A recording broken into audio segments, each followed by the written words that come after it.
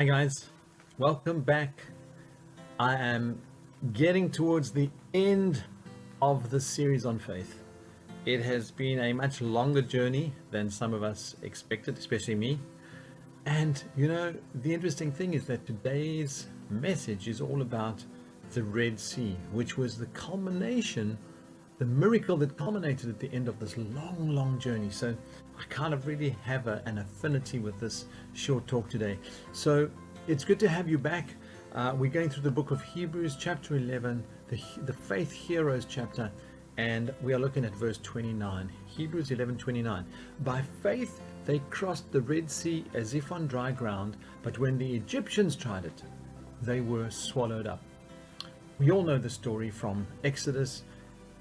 The people of Israel had become enslaved in Egypt, and they were oppressed. They were slaves for generation after generation, and God's people were in slavery, and this was not God's plan. And God raises up a deliverer by the name of Moses, and Moses leads the people out from Egypt, out of slavery, to the promised land. Now, God had promised his people to take them into this amazing promised land that was going to be flowing with milk and honey, but it was supposed to be a short, quick journey, but it didn't work out that way. Have you ever, in your walk with God, gone into something that was supposed to be quick and easy and simple, and you were supposed to, everything was supposed to go, just fall into place, and you expected, your expectations were up there, but in reality it was just nothing like that. It was just horrific.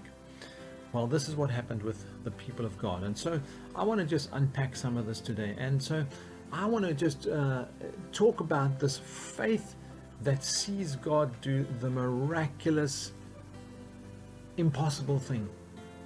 The journey should have just been maybe 7 days, 10 days, but the shortest route was not necessarily the route that God wanted to take his people through. Do you know that they were not prepared for that route? Sometimes we're not prepared for the short route. God wants to take us somewhere and we think, well, that's cool, that's great, it's going to be a couple of days, it's going to be a quick journey, and then we end up finding it's taking years. Well, in this case, in Exodus, it took them 40 years before they finally entered the promised land. So why was there this long thing? Well, some people will say, well, it was the people's unhappiness and it was their faith. Well, let me just say that I'm sure that played a role, but there were a lot of lessons God wanted to teach his people, and he taught them in this very, very difficult time. Exodus 13 verse 17 to 18 says this: if they face war, this is God speaking about his people, if they face war, they might change their minds and return to Egypt. So God led the people around by the desert road towards the Red Sea. Moses, when he left Egypt, took with him this army of broken souls. These were not soldiers, these were slaves. These were people who had been downtrodden and oppressed. Yes, they were free at last, but they were just not ready. If they had to reach Canaan, they would have had to fight the Amalekites, the Moabites, and all other nations before they would have to confront the cities of Canaan itself. And the tribes of Israel were just not at all ready to do that at that point. And so sometimes God has to take us around a long way because we're just not mentally or emotionally or spiritually prepared to face what's in the short journey. I think another reason that was that God planned to show his people his might one more time through the parting of the Red Sea. Sometimes God takes us through difficult circumstances. I heard something, I think it was today, that every miracle in the Bible started as a problem. Isn't that great? Do you have problems? Well, maybe your miracle is closer than you think.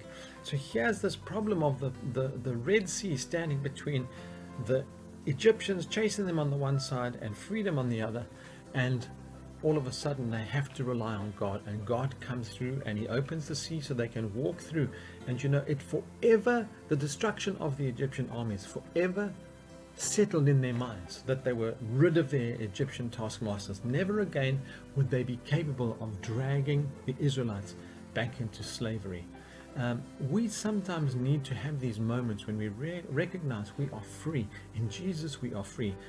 John 8:32 says that then you will know the truth, and the truth will set you free. We are truly free. Another thing that I think God wanted was he wanted his children to know there is no turning back. You know, when God calls us to something, we commit to a journey, and once we commit to the journey, there is no turning back. There's no plan B. God calls us, we follow in response to faith, and now we see with this Red Sea that it sealed off the Israelites' route back to Egypt. They crossed over, and now they could never go back to Egypt. You know that they had some falsely weird memories of what happened in slavery.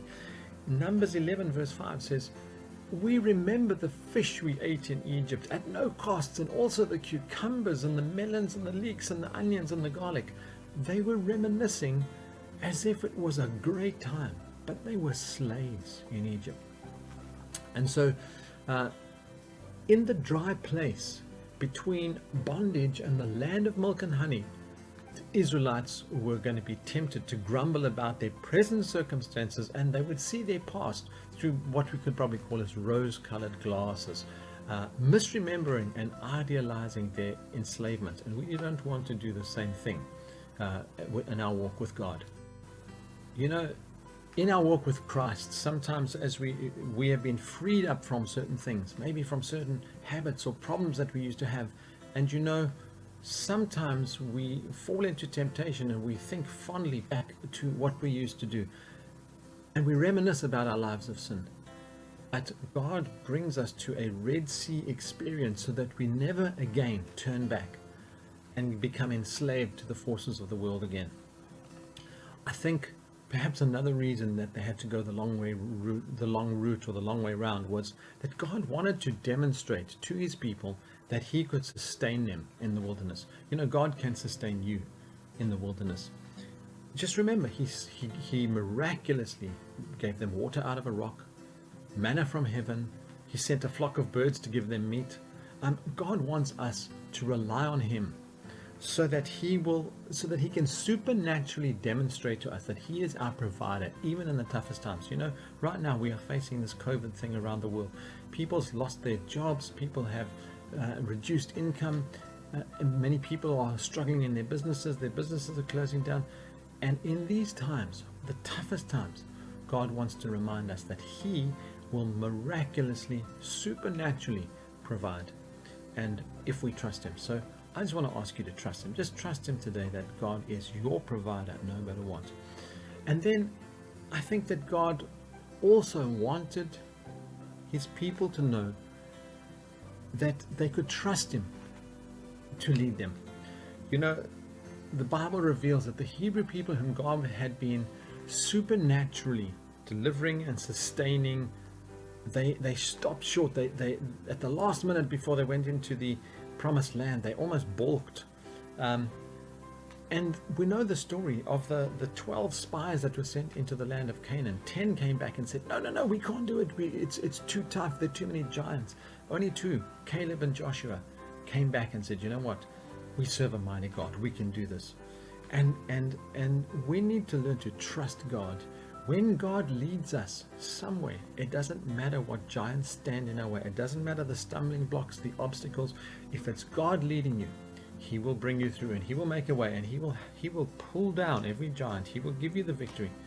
And we just need, as we get stronger in him, we learn to rely on him more and more. We can trust God to lead us, even if it's the long way around. And so whatever trouble, problem that you're facing right now, and I'm sure many of you watching this are facing difficulties, remember God is there to lead you. And even when it seems like he is far away, he is actually teaching you lessons in every aspect of life.